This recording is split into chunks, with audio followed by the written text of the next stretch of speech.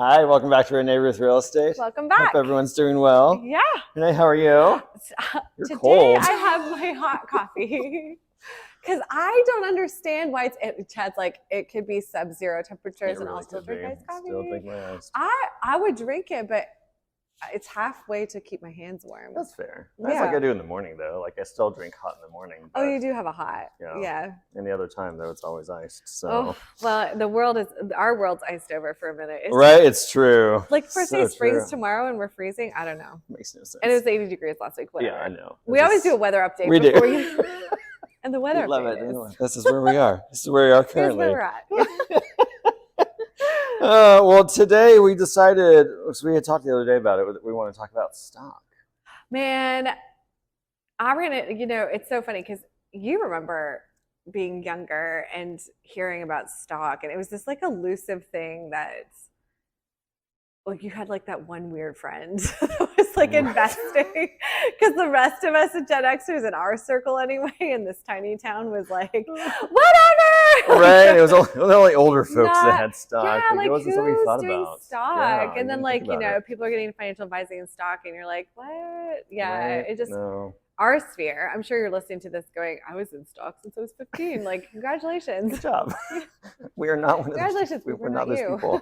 We were not those people. Mm-mm. No, so it's interesting because of course when I started working for you, I was, super excited about everything that I had learned. I was like, wow, this is such a great company. And then you were like, hey, I have stock, but I don't know anything about it. I actually distinctly remember where that conversation was. Like you came out of the office or something and I said, oh, by the way, like, could you also, I keep getting letters in the mail about stock I have. I was like, no clue where it is. I have no idea how much it is. Can you figure that out? Yeah. At the time, you were my personal assistant. So like finding him things to do felt like a daily. Right. Like, That's true. Something to keep his time busy. So he I remember the next day, like similar spot, I come in and he's like, so found stock. It's a lot. There's a lot. There's a lot in there. Like, what? Yeah. Well, because at that point you had been with eXp 3 years that you'd been I was going to my this. fourth. Yeah. So, and I think we had discovered you had like $300,000 in stock.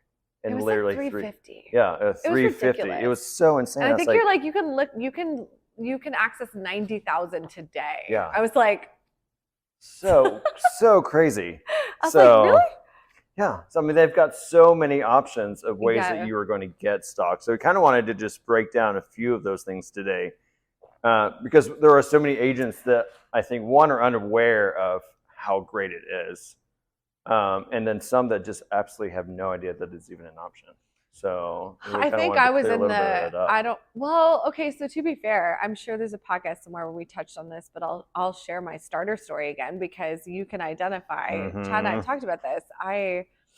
We joked at the beginning of this episode about how, in our generation was like stock, whatever. And I say our generation again, like in our sphere. Right. I feel like Harvard people would have been already like stocks from birth. Completely aware. Right.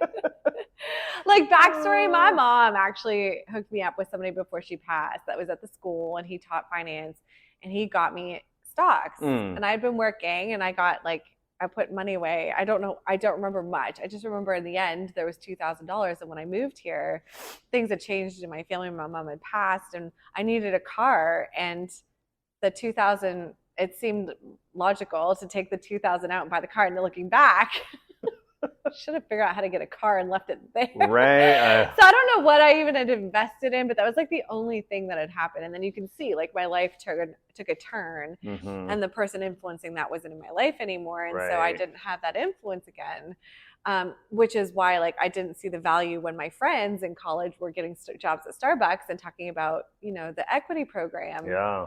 And how they were able to be shareholders in Starbucks, and every time that they got paid, they could take a piece of that and put it into their, their biweekly check into stock. And so I said to Chad, I was like, "You worked at Starbucks for a long time." I was so unaware of anything. I mean, it was the whole thing where it's like, okay, yeah, it's there, but I didn't know I didn't know anything about stock. I didn't understand how it worked. So when you worked for Starbucks, did they ask if you wanted to opt in? Right, like you had to opt into it. Okay, so somebody said, "Do you want to?" Yeah, so like, do you want to opt in? It's like late 90s. No, it's too early 2000s. Like this was like probably mid 2000. Like I think it was like 2006, 2007. So they've been traded for a while, but still, you're with a company that's like, hey. Right, and because I think you got we called it Beanstalk. Really? Starbucks, yeah.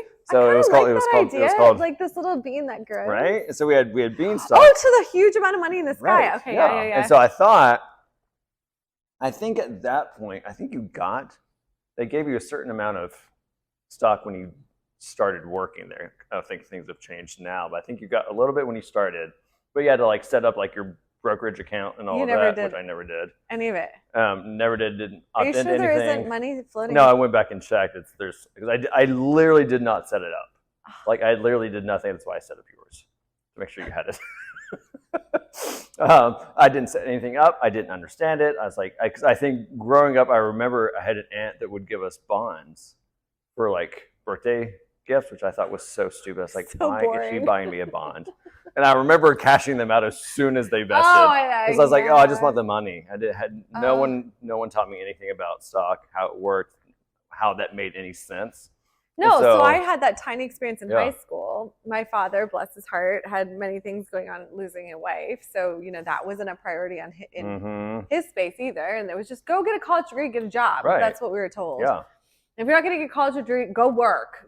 So we just didn't have that influence. Yeah. And so my friends who were telling me about their Starbucks jobs, and all I remember is I'm trying to scrape together enough money to buy my coffee every day. And they're like, we get free coffee all day while we work. And I remember I was trying to figure out a way to work at Starbucks as a Canadian citizen for the coffee. Right, exactly. I was like, if I could just work there, I would save money and then I would make money. But it's illegal for me to work in the United States at that stage of the game. So I couldn't do it. And I just remember being very jealous of the IV of caffeine it seemed they all had. So when they were telling me, I remember my roommate and her then boyfriend, now husband, was, talking about the perks and, stock was listed among them. And he seemed very adamant that this was awesome. And I'm like, okay, I was like, yeah, I'm like, cool. Okay, stock, have fun. Yeah. So when fast forward, I'm sure I've told this story. It's like, I've been in real estate now 2.5 years, I think, at this point, maybe 1.5, can't remember. And I've been hearing about this company that offers stock, right? And even then, it was like, okay, like it still hadn't clicked until this old roommate and her boyfriend, now husband, come into town. They've been married now for what, 20 years, 15 years. Yeah. They'd worked at Starbucks probably 10. At least 10 collectively, they probably had 17 between them. Because she left before, or he left before she did. I can't remember. But either way, it was a significant amount of time. And they came out to see me, and they're like, let's go to dinner or lunch or whatever. And it was, Mexican. How expensive is that? And I was like, whatever, you guys, I'm making good money now. Look at me, right? Like, I'm making good money now. I got you. I got the top, right? She looked at me deadpan, and she's like, no, Renee, we're millionaires off our Starbucks stock. We've got you. I said, you're what? Oh, I was like, what did I do? Well, then I'm like, that conversation with Chad. You could have so much money now. Like, oh my gosh, just that, like, what? So I saw this company that's offering, or any company that's offering stock in a whole new light. I was like, wow, that's really setting up both parties for success, because it's not that the company's losing by offering this to their employees. They're adding value by providing value for the employee. And so I kind of was like, you know what, let me explore. At the time I was looking to change. I'm like, let me explore all the companies that are out there and see what they have to offer. And the one thing that nobody else could offer was the stock option. I had a couple say, yeah, we're going to be publicly traded. I'm like, do you know how hard it is to be publicly traded?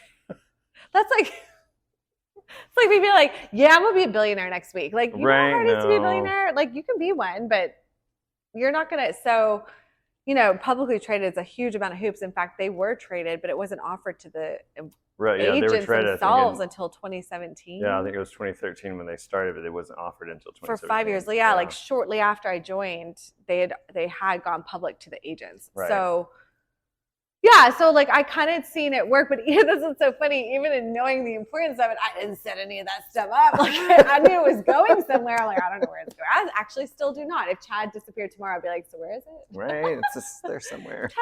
Chad knows. Where's Chad? So yeah, I mean, so we both come from a place where we didn't understand the value of stock. I had no idea, and I'm like, wow. So when I had learned more about this and what they were offering, I was like, oh my gosh, this is amazing. And then once I saw the proof of it in your account, I was like, oh my gosh, this is huge. And you weren't even like, you knew that it was being pulled from your commissions each transaction. Yeah. But it was just something that was just happening in the background. I didn't even feel it. Yeah. So, it's not even like, I also don't nickel and dime my life. So I think if you're someone that's counting every last commission cent, you might be like, because it's being taken out. But I'm not like that. Like if it's the difference between 8,000 and 7,500, right. but that 500 in stock, I mean, it's huge over time. Yeah. So I'm trying to make up for the mistake I made in my teens.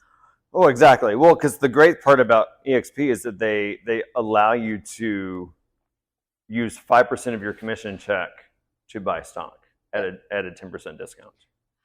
Let's repeat that. So I literally had an agent join, and we sat in here yesterday to fill the paperwork out for her to join.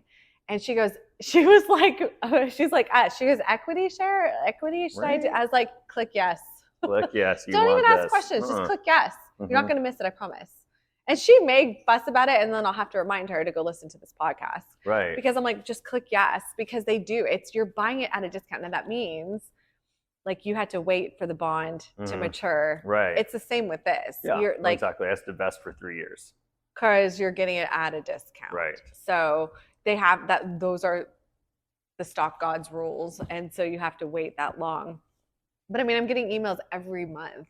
Right. This is vested. It's vested. Like I could go take, and it's kind of like there was this, I don't know if anyone listening watches Schitt's Creek, but when Alexis is like, Eugene Levy is like, oh man, they bought too much milk. And Eugene Levy's like, no, she's like, are we in trouble financially? He goes, no, I just have to liquidate some stuff. And she goes, I've dated enough Wall Street losers to know that if we're liquidating, it is not good.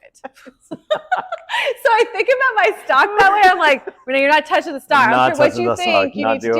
You're not liquidating. No, not doing it. Wall Street losers.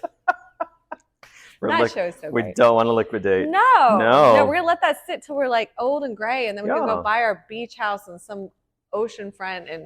Yeah, because it's literally almost like it's like a stream of income. Like it's like a savings account. It's a 401k for agents who don't have that. You're an independent contractor. Nobody's looking out for you. No.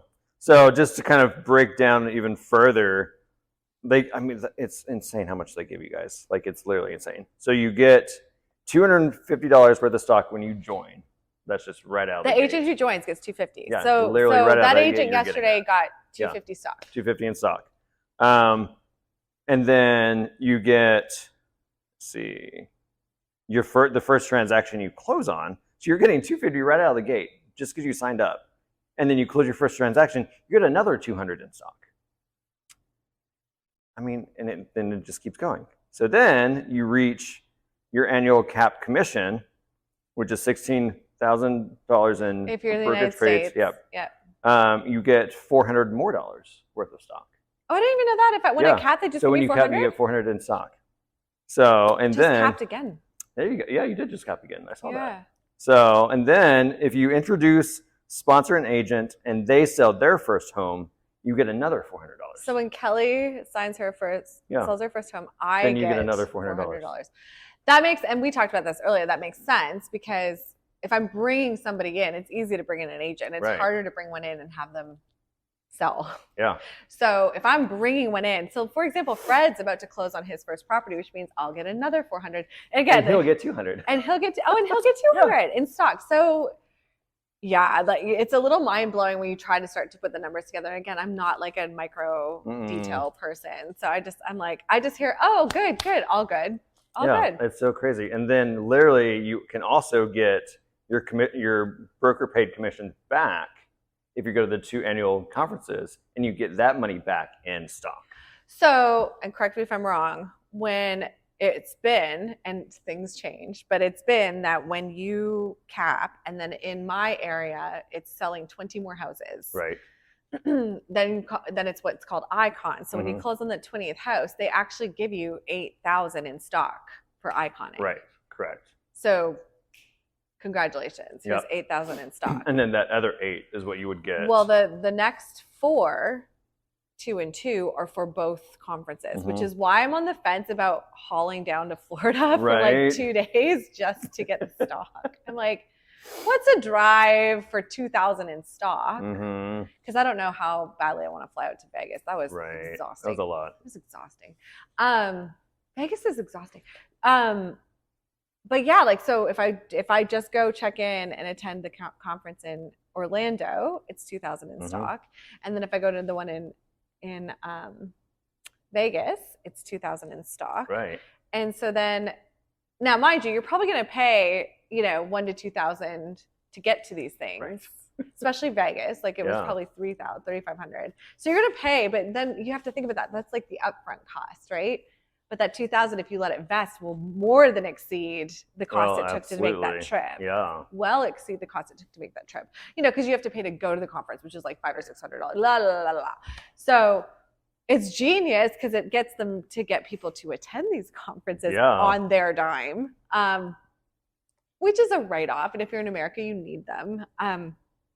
The last 4 to equal your 16 is the mentorship. Like you have to meet, and that's the piece of the puzzle that I really struggled to cut. Like I'm so busy, it's so hard to keep up with how many, la la la la. So I kind of like, I'm available as a mentor, but I don't like, if I get it, I get it. If I don't, I don't. Right. You know, no, it's true. It's just one more thing. But I mean, that's the point though. They're giving you endless opportunity. They are. It's just whether or not you're taking it. Kind of like Starbucks gave you the opportunity. I can't believe that nobody that hired you didn't have like a little, like what I tell the people when I bring them in. I know. I can't believe nobody was like, no, I even worked with John, and John never said anything to me about it. He may not have known though, because you would have signed that when you came in. No, right, but I mean, it's odd that there weren't even conversations beyond that amongst each other. Yeah. Be like, my stock's like my stock is, yeah, blah blah blah. I'm like, I just never, and it could. I mean, honestly, it could have just been that I wasn't in the mindset. So you weren't even hearing like, it. I wasn't even hearing it. About? Like it didn't even like I wasn't even like I'm like, yeah, okay. That's it's not cool. like John brought it up every day. It's just, you know, it was a selling point for him. Yeah. And I didn't see it that way. Right. Yeah, no, and that's the thing. Like it didn't. I was just a here and now guy. I was not. You've been that for quite a while. So it wasn't like, let's look at the future. What are we gonna do? I was like, you know, because again, if you weren't in a great financial spot, I mean, they're not paying you a lot of money to work at Starbucks. So you're looking at getting what little bit you made. So it's like whatever I was getting in my check, I'm like, I need all these pennies. Whereas now I'm like, did I? That's always the question. It's like, did I really need it? Or could I have just given that I up? can't go to Orlando. Could I not? Could I not? I'm like, come on. So I mean, that's the thing. Like any agent interested in doing this needs to look at the fact that this is building future. Yeah, future wealth. Future wealth. So, and if you're listening, you're like, but the market's crashing. Okay, so it always does. It always does this. Yep. And that's the whole point of stock, is that, like my friends with Starbucks did, they sat on it for 20 years. Yeah. Potentially still sitting on it. I mean, they could just be telling me their value. Correct. Like, yeah, I mean, looking at their account, you know, like not like, oh, I would liquidate it sitting in my bank. Right. And then you could start to play the market where you sell low or sell high and buy low. And like, I'm not even in that space yet. I'm lucky to know where my stock even is. But yeah, like, and eXp was up 24% from last year. Well, I mean, when they're doing well. I don't know if you know this, when I joined the company, the stock chatter was happening because now it's a selling point for me. And I looked at the stock and it was $9. And I remember I was telling somebody about the stock and they're like, so how much does it trade at? I'm like, we've only had access for a year. It's $9. Like, it's not 60 cents. No. So they were like, okay, you know. So I think I joined in 2018. I think it was 18. Yeah, 2018. You love that I count on my fingers. Right. And it was that year. It had been a year, and it was $9, and it was 2020 in summer maybe. That thing was being shared at like $60. Wow. If I had enough sense and also wasn't hustling so much business I couldn't breathe, right, that's when you would sell. Because it's high, and then because it did come back down. So that's always the fear too, though. Like if you sell when it's high, what if it never goes back down? You're like, I should have let it sit. Well, and then I learned this thing about like the stock splitting. So like, and I think we've split once or twice. Yeah, we have. So that it comes back down, so more people can afford to buy. So like that would have been like you sell, and then when it comes back down, or you leave it. And your thing is split. Now you've got double. Like these are things. Look, you're not sitting here claiming we understand stocks. We don't at all. No. We just understand what they're offering us. Exactly. I don't know. That is worth having. Yeah. I don't know. Look, and if you're like a whiz and you're listening to us, you're like, man, they don't know. We love learning. So we do. We feel learn free to all post the time. below your insights because we just know that I know he knows from looking at an account I have that it works. It's huge. Like that would have been 3 years. That's $100,000 a year just in stock. Yeah. That I didn't do anything for, but say yes, you can take 5% and signed up for a company that was giving it to me. Yeah. That's all I did. That's amazing. Yeah. And then now I've got six figures sitting around in case. Yeah, that's amazing. Right? I love it. No, I mean, that's the thing. I mean, it does not take that much to do. So again, even if you're only selling a few a year, you're just taking 5% of your commission out of each of those homes and investing in your future. Which is not probably doesn't feel the same as it would have at Starbucks when you're hardly making any money. Right, exactly. Like we make, we work really hard, but the good money that we make, a 5% dip into that, like I said, I don't feel it. No, it's not anything you're gonna, I you're don't not feel gonna it. feel it. So, no, I love it. Well, there you go. That's stock for us. We decided to come on and I said to Chad, I was like, I didn't understand the stock, and I've run into agents around the world actually when I'm talking about this company, and the fact that like you could be an agent in Dubai collecting stock on the United States stock market. Like that's so crazy. Yeah, like that this company will do that for you. And they're like, I've had agents that are like, I don't care about stock. And I'm like, are you sure? Right. Do you understand it? What? Yeah. So we thought we would do this to kind of like break down. Yeah.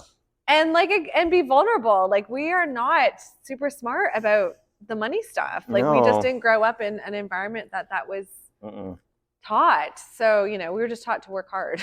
Right. Exactly. Which is what we did. Now we're trying to work smarter. Exactly. Oh, you want a fun fact? Yeah. Fun fact Friday. Fun fact Friday. Do you know the most expensive zip code in America? 90210. It is not 90210. Okay, so we just dated ourselves we did. Because and if you don't know what that is, you missed out on an era. You missed out. You missed out on an era. No, that's what we were always taught to believe, that 90210 was the most expensive. Well, I mean, that TV show did a whole lot to believe. It really did, but it is not. Is it in Manhattan? No. So the most expensive zip code in America is 94027, which is in the Bay Area, San Francisco. San Francisco? Mm-hmm. The median home value is more than $7 million. Let's go be realtors there. Right? What are the splits? What are your commission splits like? What are we getting in commission? Do you need new agents? Right? Is that not crazy? I would not have thought San Francisco would have been the most expensive. And if that's the median? Right, that's what I'm saying. Homes a lot more than that. I need to get that. I need to go on realtor.com and check those houses out. To go look at we can see what's available in that zip code. Oh my gosh. That's so wild. Yeah, I had no idea. That's wild. Actually, I think 90210 was Hollywood, wasn't it? Yeah. Hollywood is not fancy. It is not fancy. I've been there. I was actually super let down because the 90s taught us otherwise. Like Beverly Hills, Beverly Hills, you gotta be careful. Yeah, but Scottsdale, Arizona. Scottsdale is beautiful. And pricey, I thought. And very pricey. Manhattan, although we're looking at possibly. We're looking at Manhattan. Okay, so maybe go San Fran. Love that for you. Well, thank you for joining us. Love to hear your comments and thoughts. Yes. See you next week. Cheers.